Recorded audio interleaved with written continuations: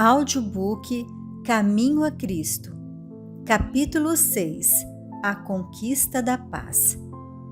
À medida que sua consciência é despertada pelo Espírito Santo, você pode compreender um pouco da malignidade do pecado, seu poder, sua culpa, sua miséria, e então passa a detestá-lo.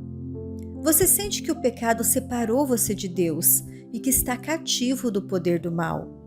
Quanto mais luta para escapar, mais percebe sua incapacidade de vencer. Seus motivos são impuros, seu coração também.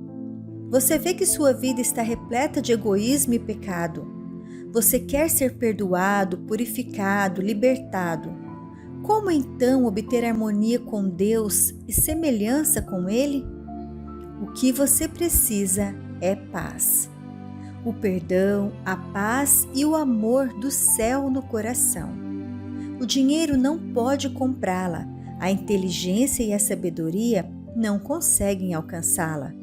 Pelos próprios esforços você não pode esperar obtê-la, mas Deus a oferece como um presente, sem dinheiro e sem preço. Isaías capítulo 55, verso 1. É sua a decisão de estender a mão e recebê-la. O Senhor diz: ainda que os vossos pecados sejam como a escarlata, eles se tornarão brancos como a neve.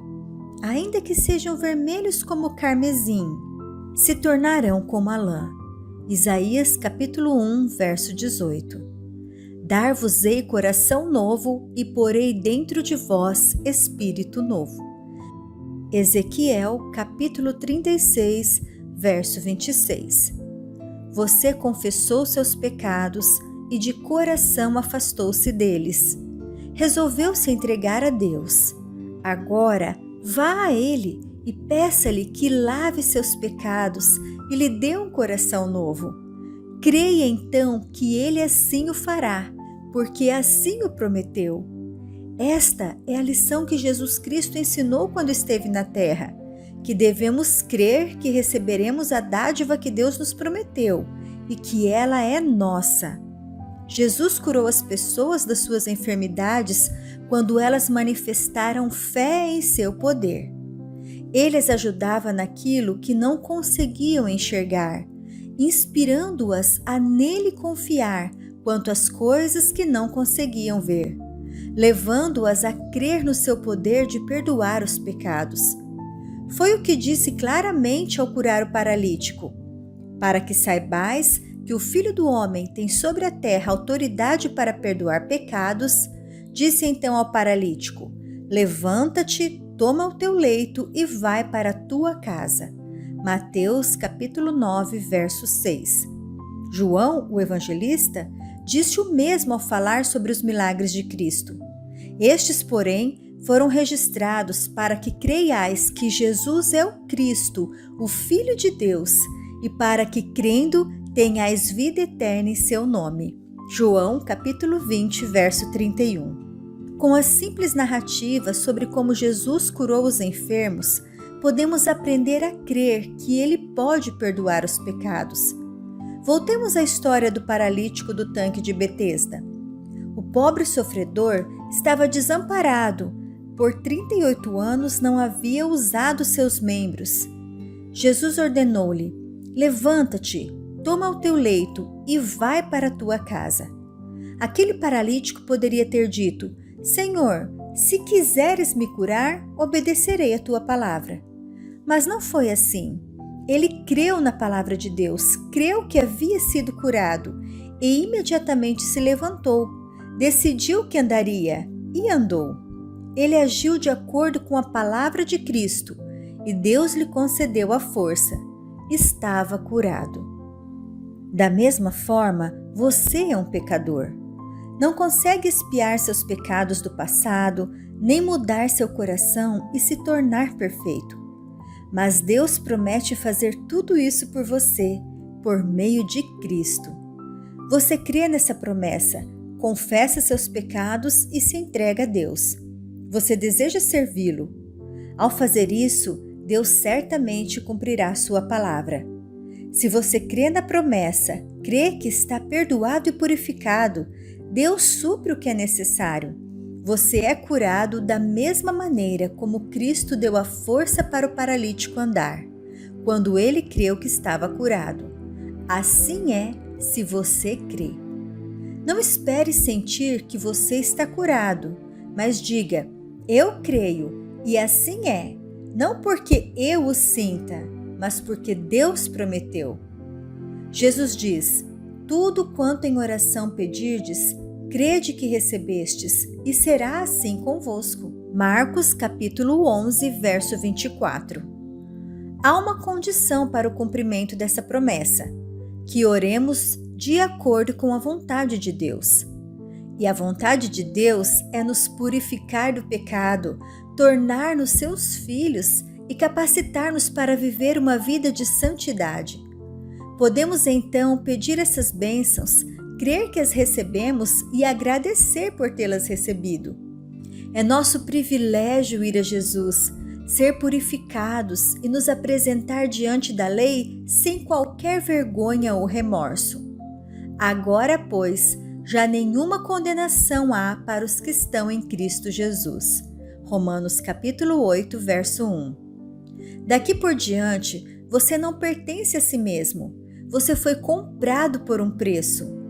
Não foi mediante coisas corruptíveis como prata ou ouro, mas pelo precioso sangue, como de cordeiro, sem defeito e sem mácula, o sangue de Cristo. 1 Pedro capítulo 1, versos 18 e 19. Por meio desse ato simples de crer em Deus, o Espírito Santo gerou uma nova vida em seu coração.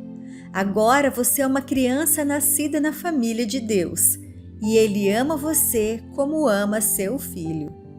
Agora que você se entregou a Jesus, não volte atrás, nem se afaste dele, mas repita diariamente: sou de Jesus Cristo, a Ele me entreguei. Peça-lhe que conceda a você seu Espírito e que o sustente com sua graça. Da mesma maneira que se tornou um filho de Deus quando creu nele e a ele se entregou, assim você também deve viver nele. Disse o apóstolo: como recebestes Cristo Jesus, o Senhor, assim andai nele. Colossenses capítulo 2, verso 6. Alguns parecem pensar que precisam passar por uma prova e assim demonstrar ao Senhor que estão transformados antes de poder pedir sua bênção. Mas eles podem pedir essa bênção agora mesmo. Eles precisam de sua graça, o Espírito de Cristo, para ajudá-los em suas fraquezas, ou não poderão resistir ao mal. Jesus deseja que nos cheguemos a Ele como estamos, pecaminosos, desamparados e dependentes. Devemos ir com toda a nossa fraqueza, imprudência e pecaminosidade, e arrependidos, lançar-nos a seus pés. Ele se alegra ao nos envolver em seus braços de amor, curar nossas feridas e nos purificar de toda impureza. É nesse ponto que milhares fracassam. Não creem que Jesus lhes perdoa pessoalmente de forma individual. Não põe à prova o que Deus diz. É privilégio de todos os que aceitam as condições verificar por si mesmos que o perdão é oferecido amplamente para cada pecado. Afaste qualquer suspeita de que as promessas de Deus não são para você. Elas são direcionadas a cada transgressor que se arrepende. Força e graça foram dadas por meio de Cristo para serem levadas por anjos ministradores a todo aquele que crê. Ninguém é tão pecador que não possa encontrar força, pureza e justiça em Jesus, que por todos morreu. Ele deseja livrar os pecadores de suas vestes manchadas e poluídas pelo pecado, e vestir neles as vestes brancas da justiça. Ele insiste para que vivam e não morram. Deus não trata conosco como seres humanos tratam uns aos outros. Seus pensamentos são de misericórdia, amor e terna compaixão. Ele diz: deixe o perverso seu caminho, o iníquo os seus pensamentos, converta-se ao Senhor, que se compadecerá dele, e volte-se para o nosso Deus, porque é rico em perdoar. Desfaço as tuas transgressões como a névoa e os teus pecados como a nuvem. Isaías capítulo 55, verso 7, capítulo 44, verso 22. Não tenho prazer na morte de ninguém, diz o Senhor Deus. Portanto, convertei-vos e vivei. Ezequiel capítulo 8, verso 32. Satanás está pronto para nos roubar as benditas promessas de Deus. Ele quer arrebatar do coração cada lampejo de esperança e todo raio de luz, mas você não deve permitir que ele faça isso. Não dê ouvidos ao tentador, mas diga: Jesus morreu para que eu pudesse viver.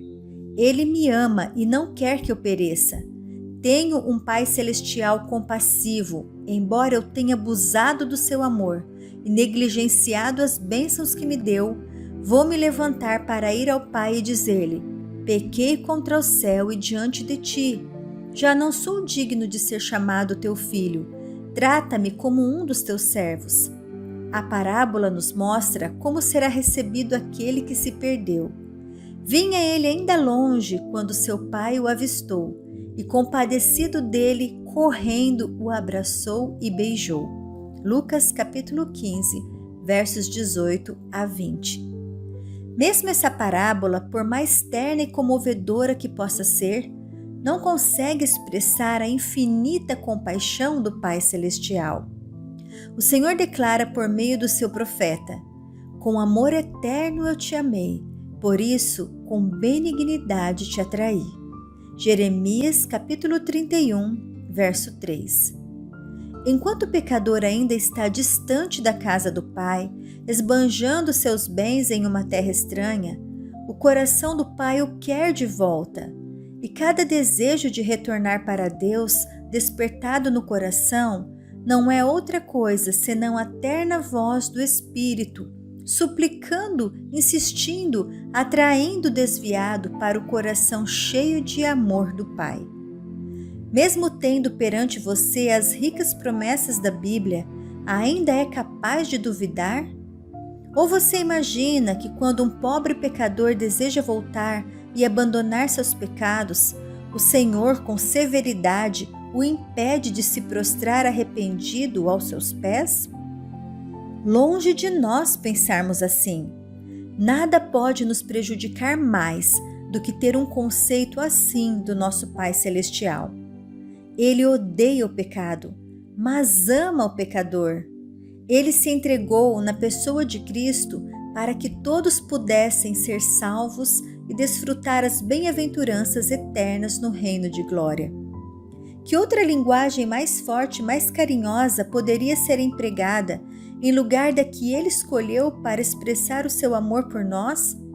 Ele declara: acaso pode uma mulher esquecer-se do filho que ainda mama, de sorte que não se compadeça do filho do seu ventre? Mas ainda que esta viesse se esquecer dele, eu, todavia, não me esquecerei de ti. Isaías capítulo 49, verso 15. Olhe para cima, você que está em dúvida e com medo, pois Jesus vive para fazer intercessão por nós. Dê graças a Deus pelo dom do seu Filho amado e ore para que ele não tenha morrido em vão. O Espírito está convidando você hoje. Venha para Jesus de todo o coração e poderá pedir suas bênçãos. Ao ler as promessas, lembre-se de que elas são uma expressão de amor e misericórdia indescritíveis. O grande coração do amor infinito se volta para o pecador com ilimitada compaixão. Em Jesus Cristo, temos a redenção, pelo seu sangue, a remissão dos pecados, segundo a riqueza da sua graça. Efésios capítulo 1, verso 7. Sim, apenas creia que Deus é seu auxiliador. Ele quer restaurar sua imagem moral no ser humano. À medida que você se aproximar de Deus com arrependimento e confissão, Ele se aproximará de você com misericórdia e perdão.